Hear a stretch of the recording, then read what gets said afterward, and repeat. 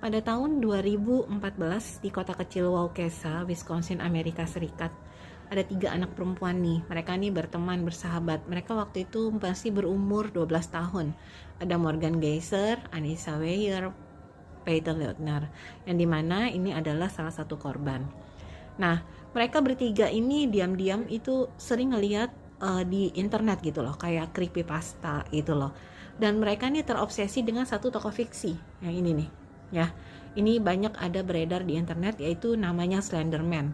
Dia tuh orangnya tinggi, nggak tanpa wajah gitu ya, dibilang tokoh horor Slenderman ini. Nah, mereka bertiga ini sering nonton satu persatu, semua sering suka nonton ini gitu ya. Dan entah bagaimana akhirnya mereka terobsesi dengan tokoh Slenderman ini. Nah, ini part 2-nya ya teman-teman.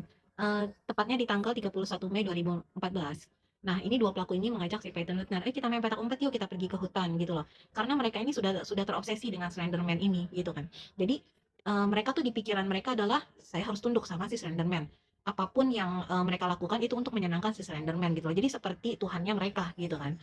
Nah, ketika mereka main petak umpet di hutan, entah bagaimana mereka nih sudah mempersiapkan pisau gitu loh untuk membunuh si Python ini gitu. Dan betul saja ditikam sebanyak 19 kali si Python Lutner ini gitu loh. Setelah ditikam, mereka meninggalkan si Python Lutner ini ditinggalin gitu aja gitu ya. Entah karena kerasukan apa gitu ya ini pelaku ini gitu kan.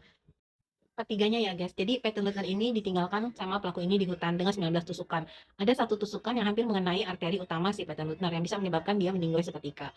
Tapi saat itu entah bagaimana dia bisa merangkak keluar dari hutan untuk mencari pertolongan. Dan dia ditemukan oleh seorang pengendara sepeda yang langsung menolongnya dan membawanya ke rumah sakit. Di rumah sakit Peyton Lutner langsung dikasih tindakan untuk melakukan operasi besar dan dokter mengatakan ada satu tusukan apabila Peyton Lutner salah bergeser dia akan meninggal seketika saat itu. Nah, akhirnya Peyton Lutner ini selamat meski dengan 19 tusukan dan luka permanen di tubuhnya.